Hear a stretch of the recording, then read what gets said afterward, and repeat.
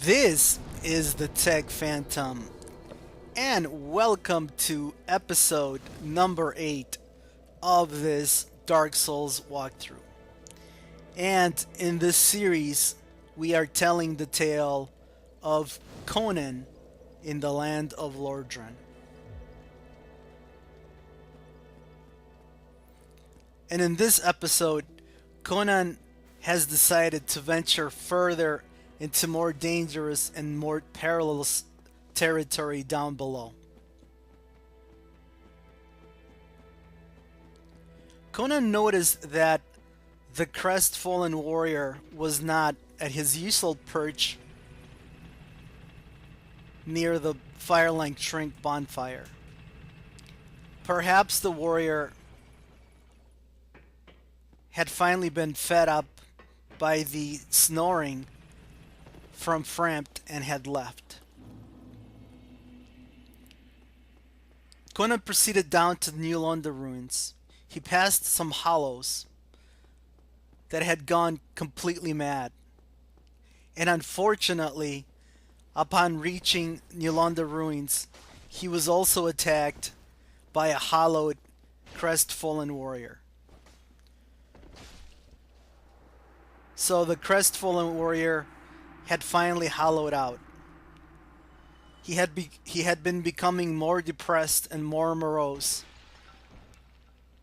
over time, and eventually the snoring from that annoying beast Frampt had pushed him over the edge. It's really strange, the small things that can set people off.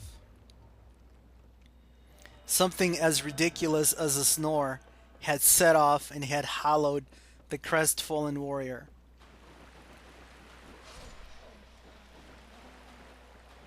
It was a pity, although Conan didn't have much appreciation for the crestfallen warrior's poor manners. Obviously, he had been a fairly sarcastic and depressive character before becoming a hollow. I guess his ultimate fate was to become hollow and was to go crazy, especially for a depressed and sarcastic character like him. Conan continued forward into New London ruins. He found a special magical item that allowed him to attack the ethereal ghosts that populated these ruins.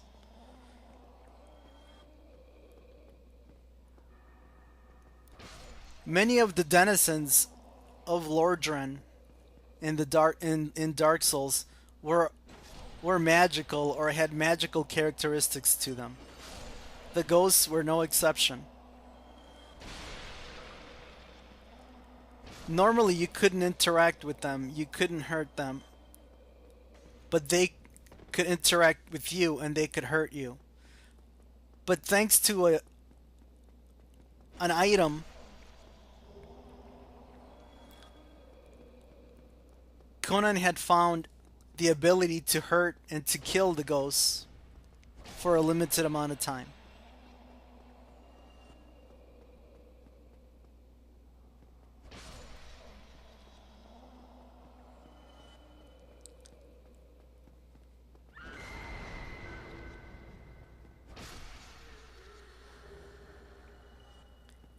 He had to put a temporary curse on himself, which allowed him to briefly populate the same plane as the ghosts. And that allowed him to kill them and to fight them off.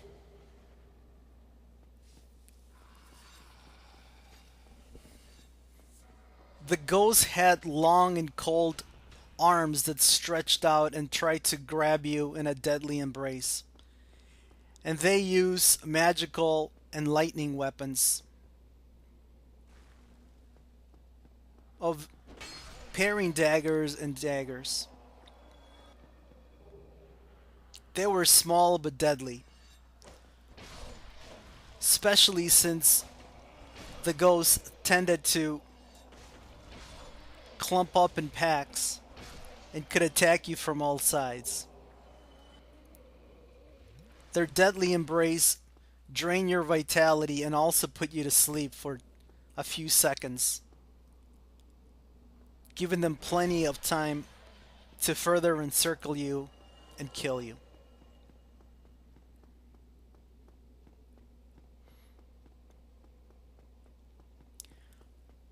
Conan nervously traversed the ruins, trying to keep on the back of his head track of how much time he had left on the temporary curse that allowed him access to the ethereal plane inhabited by the ghosts. Luckily, his newfound strength and his recently sharpened sword were making quick work of the ghosts. But he was taking damage.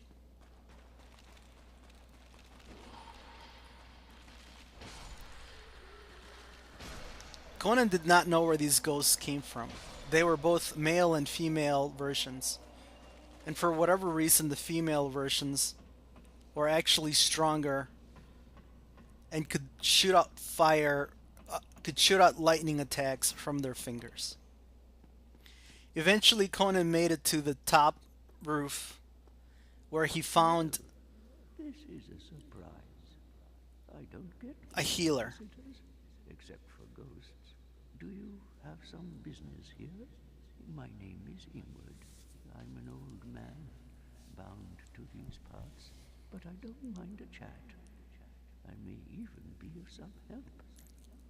Conan asked the healer about the ghosts and where they came from. Of the sea. I watch over the four kings, the masters of the dark wraiths. The dark wraiths are the enemies of man, and any living thing that has a soul. They were born in New Londo, and that is where they perished. The entire city was sacrificed to contain them, for that is how great a threat. What Ingrid told him shocked Conan. Healer, You are no you mean to tell me instead of fighting, you killed all the people you were meant to protect? Healer, you do not deserve to live. countrymen. Conan quickly dispatched of the traitorous healer. The healer had sacrificed the entire city for what he described as the great threat of the Dark Wraiths.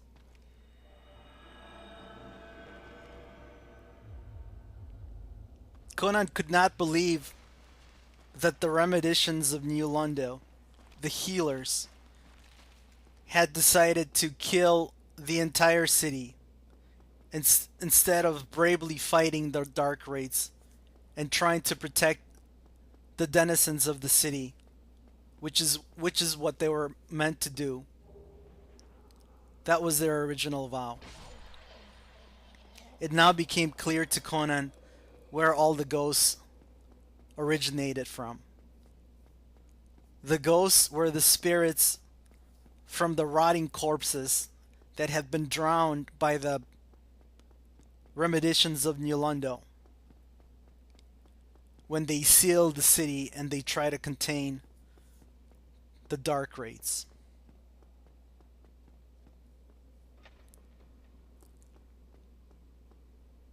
Well, if the Remedicians were not brave enough to do it, Conan would have to do it himself. He decided that he would avenge the denizens of New Londo. He would seek out and search these Dark Wraiths that had put a stain upon the land.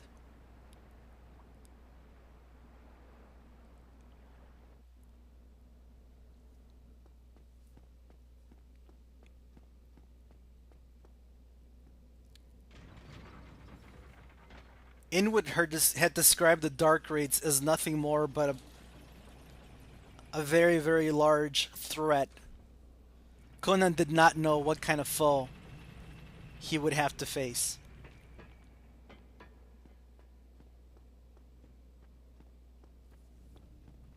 He went down the elevator, and even for a barbarian and a seasoned mercenary, somebody who had been in many battlefields, even for somebody like that, the sight shook him and shocked him. The place was littered with hundreds and hundreds of bodies. They were all rotted and bloated from the water. He also got his first looks at at what Ingrid had described as the grave threats, the dark raids. They were very large, strong, and powerful sword masters.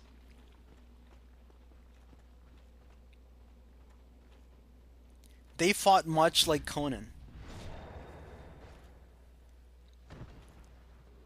using very strong swords with two hands and relying on speed and skill and not much on a shield. Conan quickly dispatched of the dark raids that attacked him on his way forward. He also found a strange beast. This beast was made out of a tar-like substance.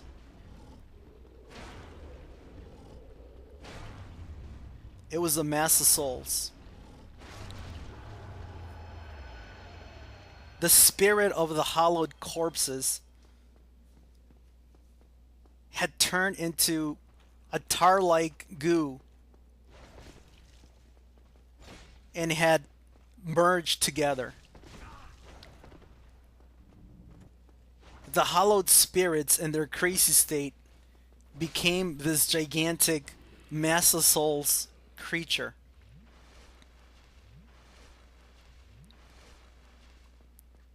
The mass of souls was also able to release a spirit bomb. Again, almost like the essence of their spirit, which seeked out other living beings and exploded when they were near them. Conan continued forward, having more respect for the dark raids. He had had a very close call with one of them, and it was obvious to him that his skill purely with the two-handed weapon had not returned fully. He still needed to work on his skills, work on his dexterity, his abilities as a weapon master were lost. He would have to be more careful with other dark raids and would have to use parrying techniques, and he would have to do more dodging.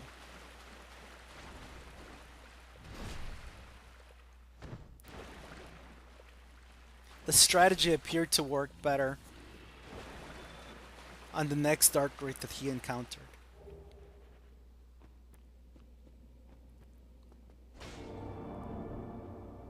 He found another dark wraith behind a secret wall that was guarding some kind of a treasure in a chest. The dark wraiths use a special shield. They could literally conjure the air near their hands into a shield. Conan was sure that this shield was highly effective against any kind of magical fire or lightning attacks. He pillaged the chest and found what he had been looking for: a titanite chunk. In this strange world of Lordran,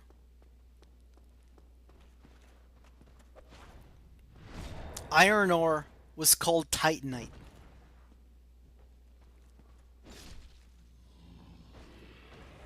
and embers were dispersed throughout the land.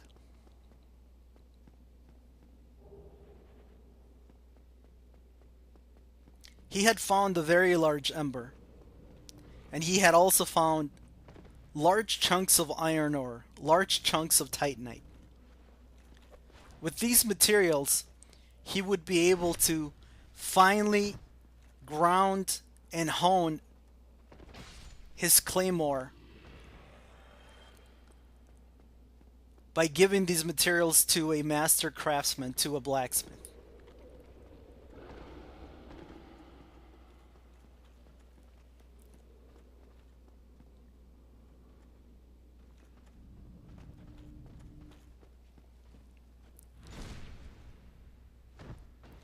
He proceeded inside a cathedral-like building in Yolando that was guarded by more another mass of souls and more dark raids. The mass of souls used spears and also spit out their tar, which not only slowed you down but also drained life from you. This was a slow but a very, very dangerous enemy because of the different ways that it could deal out damage.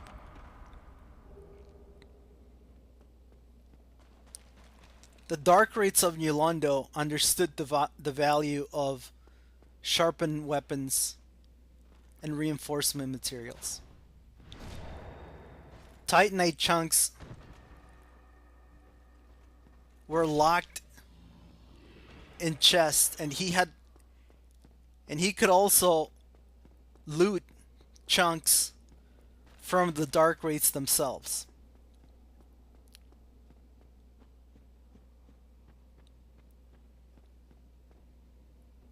After obtaining all of the chunks in this area and doing a final looting run, Conan returned back to the bonfire at Firelink Shrine.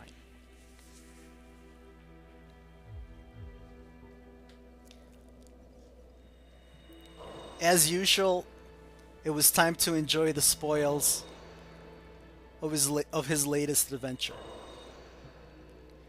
He had obtained a large amount of souls.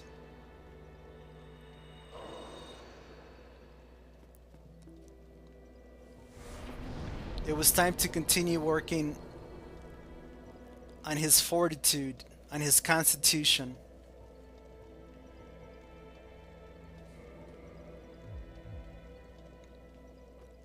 His encounter with the Dark Raids had shown him that he really needed to sharpen his greatsword, his claymore, to the highest possible level.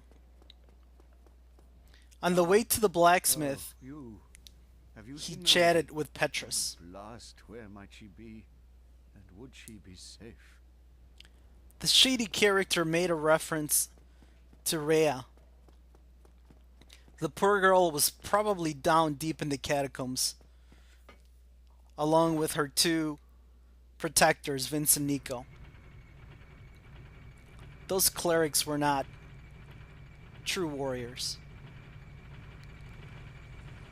Conan was sure that Rhea would need help.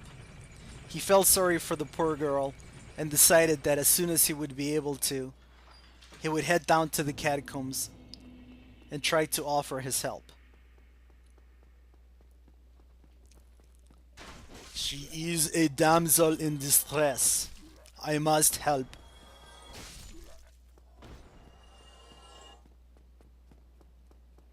Conan had a good heart, but the ladies also favored Conan. He had always been lucky in love and in war.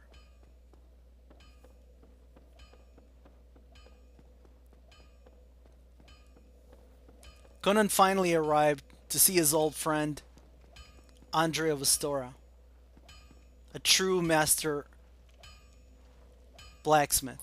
Well, I'll be. That's a brilliant ember you've got there. For all my years in the trade, that might be the finest. You leave that ember with me. I'm just an old smith. I'd give my left arm for a gem like that. Andre understood the power of a very large The ember, rest to me. Andre of Astora gets the job done. and in You exchange shall see. for it, he agreed to sharpen the claymore and make it as tough as possible. Embers were important because they were the source of fire and heat during the sword making process. The larger the ember, the higher the heat. As his father had taught him, the higher the heat, the more impurities that could be taken out of the iron ore, out of the titanite. These impurities floated up to the surface of the melt when you applied a high enough heat. When you apply the highest heat possible, using a very large ember, the titanite chunk, the iron ore, was almost completely purified. All of the impurities were removed. And what remained was truly nothing but a combination of iron and carbon that was incredibly hard. Upon quenching the hardened steel and curing it, heat treating it or baking it in a controlled manner, the steel lost a little bit of its strength, but in exchange it earned, or it gained great toughness and even a little bit of flexibility. So the end result was a weapon that was incredibly hard and that could be sharpened to a very, very sharp edge, but at the same time it was not brittle and it would not crack. Conan thought about these things as he moved forward, looking for more iron ore. He needed more titanite chunks to complete the reinforcement of his weapon. Andre told them that there was a black knight guarding a titanite chunk in the tower by the parish. The way was blocked by several hollows and by an armor ore. But the new edge in Conan's sword easily pierced through the armor.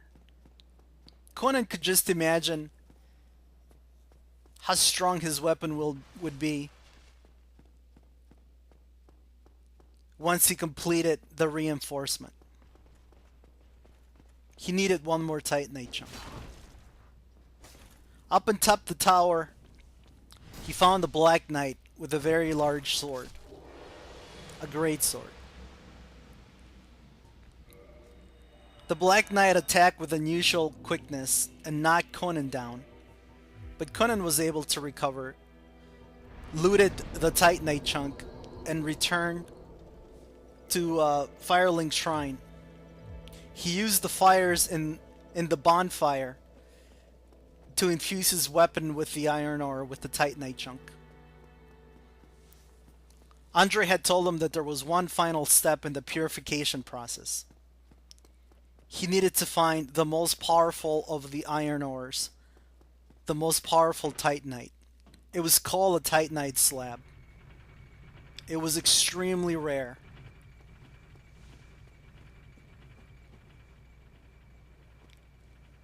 With this slab, and using the fires of a bonfire, or the stoked ember of a blacksmith forge, Conan could finally reinforce his weapon to its maximum.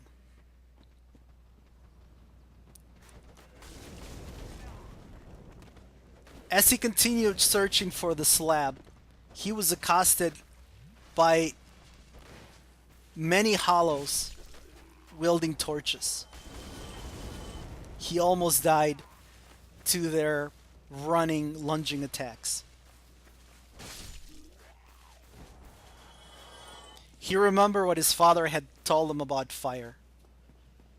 You needed to respect it. He had not respected fire, and it had cost him. These seemingly puny hollows had almost killed him with nothing but a torch in their hands. But he did understand and respect fire, and he would put it to its ultimate use.